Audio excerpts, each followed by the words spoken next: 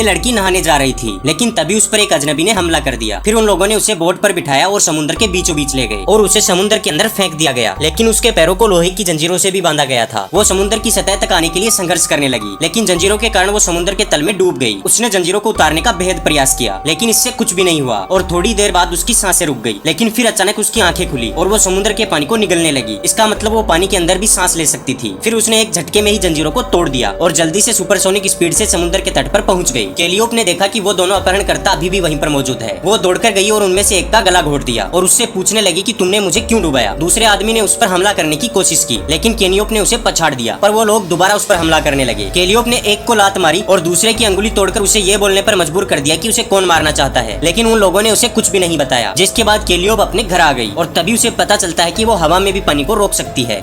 वे गुंडों से बचते हुए एक गहरे गड्ढे में गिर गए। आदमी ने अपनी पत्नी का मुंह ढक लिया ताकि गुंडे उनकी आवाज न सुन सके। गुंडे को कोई निशान नहीं मिला तो वे वापस चले गए, लेकिन पत्नी का मुंह ज्यादा देर तक दबा रहने के कारण वह बेहोश हो गई। गुंडे ने फिर गड्ढे को ध्यान से देखा, पर उसे अब भी वह जगह नहीं दिखी जहाँ वे छिपे थे। उनके दुश्मनों का सरदार इशारा करके लोगों को वापस ले गया। कुछ देर के लिए वे सुरक्षित थे, लेकिन गड्ढा 10 मीटर गहरा था और बाहर निकलने का कोई सीधा रास्ता नहीं था। गड्ढे की दीवारें बहुत चिकनी थी, कहीं पर भी पैर रखने की जगह नहीं थी। उसे सिर्फ एक लकड़ी की छड़ी मिली। उसने पत्नी को होश में लाया और दोनों ने मिलकर बाहर निकलने का तरीका सोचने लगे। पत्नी ने अपनी पैंट उतार दी। आदमी ने उस कपड़े को पानी से भिगोकर उसे थोड़ा मजबूत बनाया। फिर उसने बेल्ट से लकड़ियों को बांधकर एक रस्सी जैसी चीज बना ली। उसने उसे ऊपर फेंका और वह दीवारों के बीच फंस गई। वह चढ़ने लगा, लेकिन ऊपर पहुंचने ही वाला था कि उसका पैर फिसल गया और वह नीचे गिर पड़ा। गिरने से उसके घुटने पर चोट लग गई। पत्नी मदद करने आई, तभी अचानक बिजली चमकने लगी और तेज बारिश शुरू हो गई। बारिश का पानी गड्ढे में भरने लगा। दोनों डर गए क्योंकि वे तैरना नहीं जानते थे। वे गड्ढे के सबसे ऊंचे कोने में जाकर खड़े हो गए, लेकिन बारिश और जोर से होने लगी और पानी जल्दी जल्दी ऊपर चढ़ने लगा। पत्नी का पैर फिसला और वह पानी में गिर गई। आदमी तुरंत कूदा और उसे बाहर खींच लिया। वे बच तो गए, लेकिन पानी अब कमर से गर्दन तक पहुंच गया था। आदमी एक हाथ से छोटी सी लकड़ी पकड़ कर रखा और दूसरे हाथ से अपनी पत्नी को पकड़ा, उम्मीद में कि पानी और ऊपर आएगा, लेकिन लकड़ी टूटने वाली थी। वे ऊपर से सिर्फ 2 मीटर दूर थे। वह बार बार दीवार पर अपना सिर मारता रहा। बारिश अब लगभग रुक चुकी थी और पानी इससे ऊपर नहीं बढ़ने वाला था। अगर वे गिर जाते तो उनकी मौत तय थी। उसने अपनी पत्नी को ऊपर चढ़ाने में मदद की। उसका सिर उसकी पत्नी के पैर रखने की जगह बन गया। पत्नी ऊपर पहुंच गई। वह उसे बचाने के लिए लकड़ी लेकर नीचे झुकने लगी, लेकिन तब तक देर हो चुकी थी। उसकी आंखों से आंसू बहने लगे। पानी के बुलबुले गायब हो गए। उसने लकड़ी गिरा दी और जमीन पर लेटकर